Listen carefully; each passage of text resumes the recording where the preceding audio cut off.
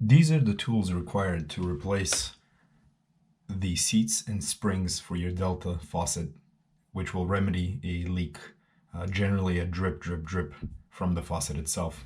So you will need an adjustable wrench, you will need a Phillips head screwdriver, something that's at least a medium size or higher. You will need a flathead screwdriver, ideally something that's smooth so that you can use it as a prying object. And you will need one of these, not both. The reason I have both is to show you the difference.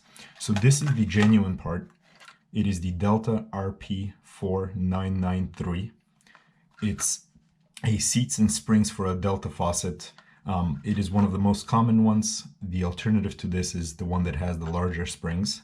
And as you can see, they come in pairs because they recommend always replacing them in pairs. The alternative to this is the Ace brand, which is the 4202552. And the only difference from what I can tell, other than the price, which is almost half as much, is that the springs are a little bit longer and they honestly seem a little bit stronger. I have the receipt here so that you can see I ended up purchasing both of these. I'm going to use the genuine part for this faucet, and I'm actually going to use the Ace hardware brand for the other one that I have, which is not dripping, but I figured the price is so cheap that I can do a side-by-side test since they get almost identical usage. So let's get started. The first step is you will want to make sure that you turn off the water.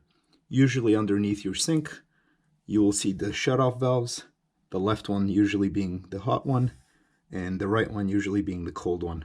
What you will want to do is turn them all the way to the right to make sure that they're off. Like this, and I will do the same for this one, which I already have turned off. After you turn off the hot and cold water, you will want to actually check that there is no water coming from either side, and you will want to plug the drain so that nothing falls down. All right, then you can reset the turns. And the first step is you will use the flathead screwdriver to actually remove the cap, generally by sliding it and just popping it off.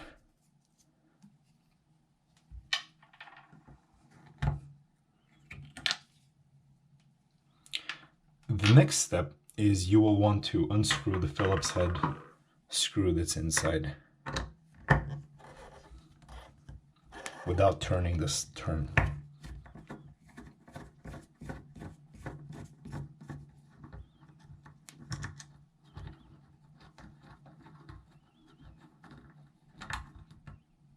Okay, and then the other side again, holding the knob.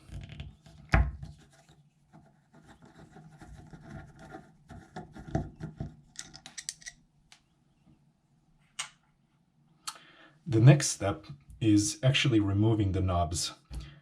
You can simply yank them out, and what I would like to point attention to is the V shape here. When you put it back, you will want to make sure that you put it with the V up. If you look underneath, you can see this more clearly.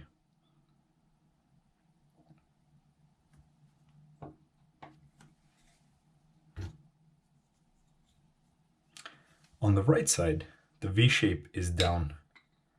This is the cold side. Remember that when you put it in. The next step is to use your adjustable wrench and unscrew the metal. One suggestion for this is if you don't want to damage the metal, you can actually use painter's tape to coat the sides of your wrench and cushion it a little bit. But in this case, they're not very tight, and it's very easy, as you can see, to unscrew it just a little bit.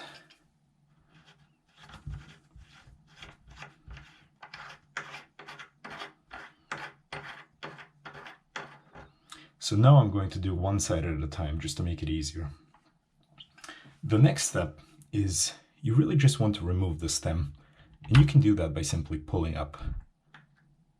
And again, note the direction at which it's pointing at so that you can put it back. Here's the left side, which is the hot side. As you can see, there is some water inside. what you'll want to do is remove the water by using a tissue or a paper towel.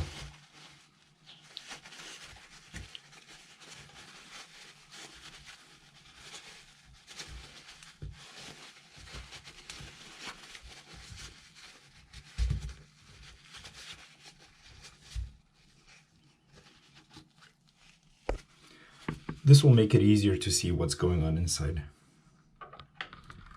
And if you could see it, there is a rubber gasket here. That's actually what you want to remove. And that is what you will be replacing, which is really the seat and the spring.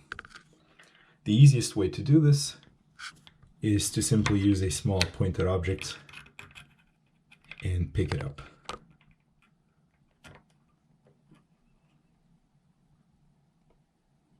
And this is what the old one looks like. And probably the reason why it's leaking is that the rubber seal has started disintegrating.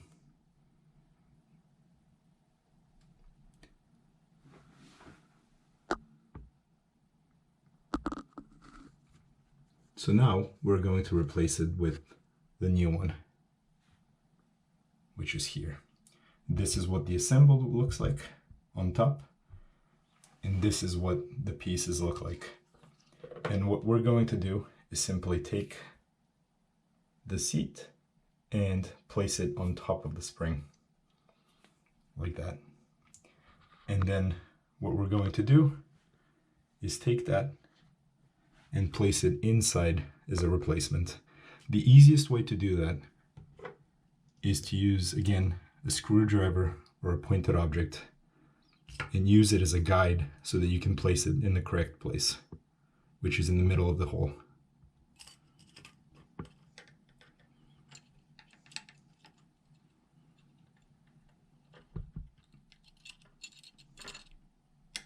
Like that. And of course, you have to make sure that it's fully seated. So using your finger to push it down and make sure that it's evenly seated without any holes or kinks is very important. If there are any holes or kinks, you will get some water leaking, usually from underneath here.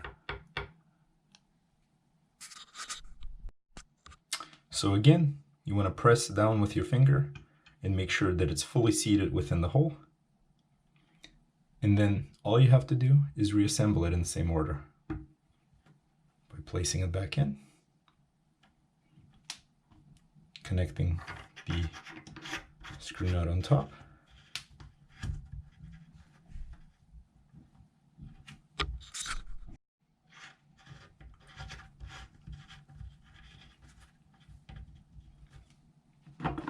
tightening it all the way, and using the adjustable pliers to give it just a little more to tighten it fully.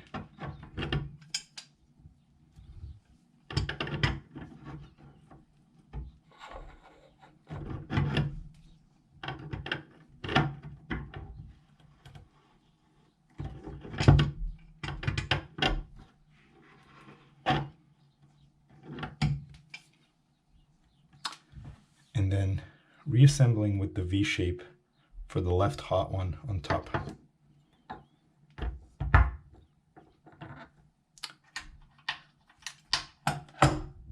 Then connecting the Phillips screw.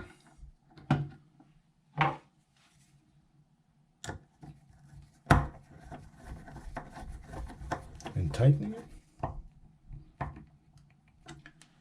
And then finally placing the cap. That's it. Okay, now we're going to do the same thing on the right side. So we're going to loosen the nut.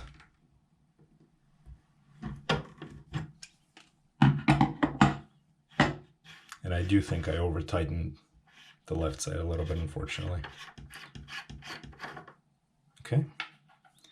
And then we are going to pull out the stem. And sometimes if it's stuck, like in this case, you could actually use the screwdriver just to pry it up a little bit.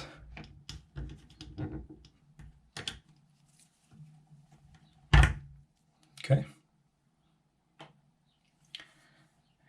then again, we are going to dry up the water that's inside.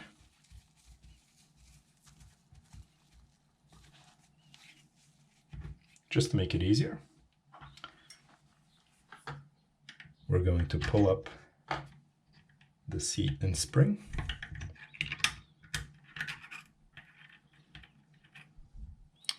And this one actually appears to be okay, so I'm assuming it was the left hot one that was leaking.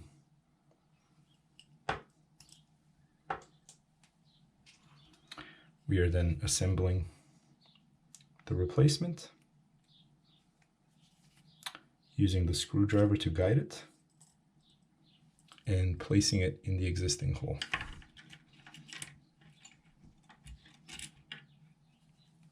And then we're going to make sure that it's properly seated everywhere.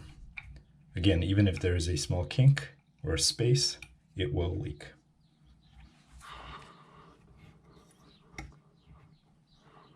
So just make sure you push on it all around and evenly from each side.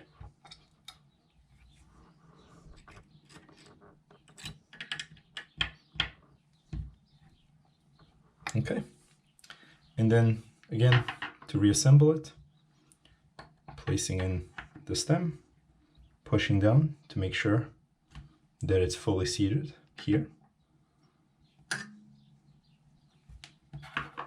Then putting in the nut on top.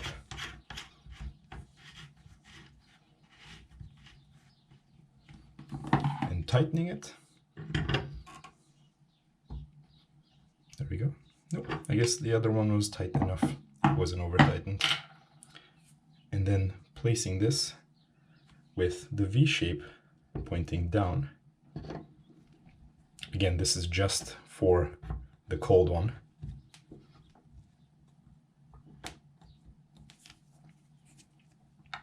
And then putting in the Phillips head, Phillips screw, and screwing it in.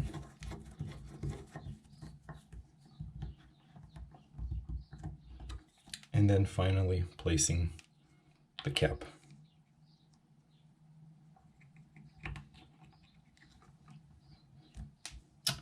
And that's it. So the next step would be turning back the water underneath and then turning it on.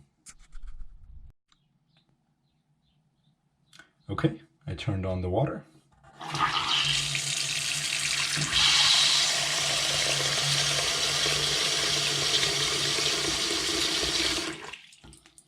And as we can see, there are no leaks coming from the side.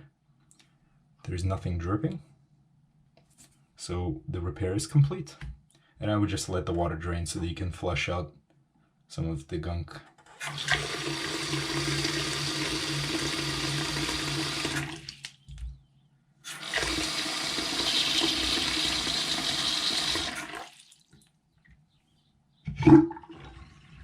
And that's it.